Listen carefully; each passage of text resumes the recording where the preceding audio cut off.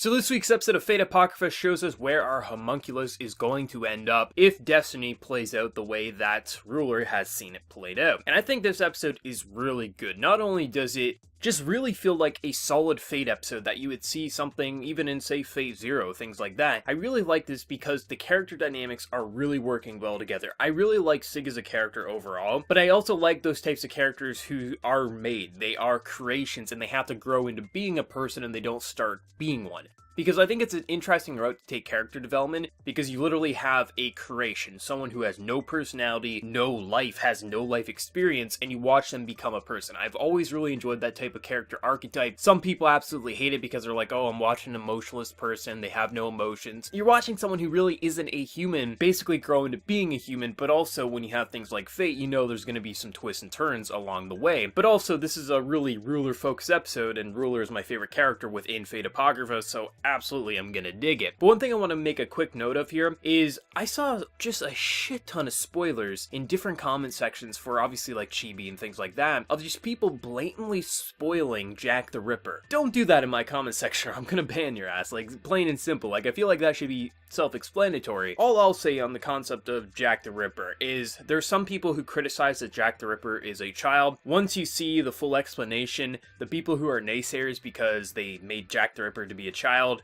you're gonna absolutely love it. I feel like 99.9% of the people who aren't a fan, just on the very little bit of information we have that we have like this murderous child, you're gonna absolutely love when you see basically what exactly this is. And there is a hint within their dialogue there that basically between the mother and the child that pretty much will give you a pretty good idea of what's going to happen. Obviously not all of it, but once you see more, Jack the Ripper is one of the coolest servants within this Holy Grail War. Obviously I like Ruler the most, but Jack the Ripper and what they do with it, it's pretty messed up and I quite dig it. But yeah, please no spoilers, don't be assholes like in other comment sections. I don't think that should even need to be explained, but just seeing the top comments just blatantly spoil without a spoiler tag, I'm just like, what the hell are you guys doing? But Fate Apocrypha really just shows us the power of Ruler, because Ruler is the overseer. The same way the Masters has command spells over their servants, Ruler pretty much has that same power over the Holy Grail War. So even if all of these Masters and servants were to go against her and say, no, we're going to take Sig back because he has Siegfried's heart, we want this homunculus, we can use this as a template, this is exactly what we need, they in theory wouldn't be able to defeat Ruler because Ruler is the overseer. Ruler is the one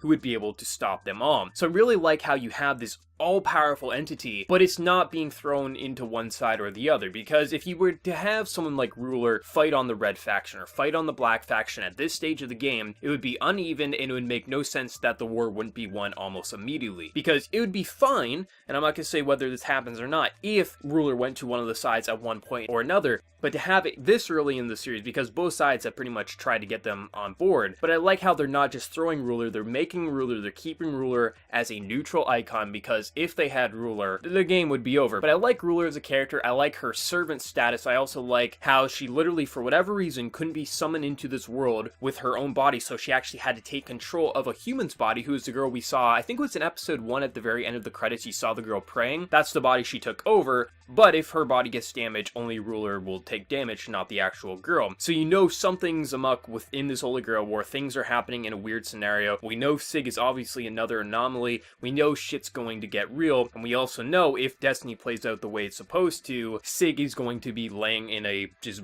bloodbath, swords everywhere, and him dying. If you really take a look at the words that Ruler says, she says that that's not what this boy should deserve. That should be the work of the servant. A servant should take on that responsibility. So I really like just how Joan of Arc, Ruler, is handling her character, because it feels so natural for her actual character within basically what you can read up on her history there. So I like how they're handling it, and I really appreciate how A1 is currently handling these past couple of episodes, really showcasing the mentalities of different servants, really kind of getting into their personalities, their backstories, things like that, because this is why I like Fate, because you have these characters who either got screwed over in their own life or just are messed up like Jack the Ripper. You're throwing them into one location, they're all going to have their own ideals, and like it gets said in the episode, a master and a servant isn't just like a master and like a spirit or just like something like that. You actually have to have trust between them, because if you don't, they can easily betray you, they can easily defy you, like Siegfried did, because Siegfried's wish was to help this boy, while his master was like, screw you, Siegfried, I'm just gonna use my command spell on you. So I like how they're really kind of highlighting it, because I do know there's a couple of people within my comment sections who this is their first main Fate series, so this is really gonna highlight just kind of like the good details that you need to understand the kind of Holy Grail Wars and how this is gonna work, so now you can have a better understanding of how the servant-master relationship works, what's at stake here, and also just how insane this can actually get. I'm really excited for next week's episode. If they're going to do what I think they're going to do, it's going to be pretty damn hyped. To say, you know, I've seen some naysayers like try to like say, oh, they're just trying to be ufotable with their animation and things like that, which I don't really understand, because even if ufotable was to animate this, it would be really no different at the end of the day. They're handling the story quite well. They're kind of brushing aside over some things. Yes, there has been some translation issues in terms of why just servants are revealing their names when that doesn't happen in the original source, but as like a production quality, like I really don't see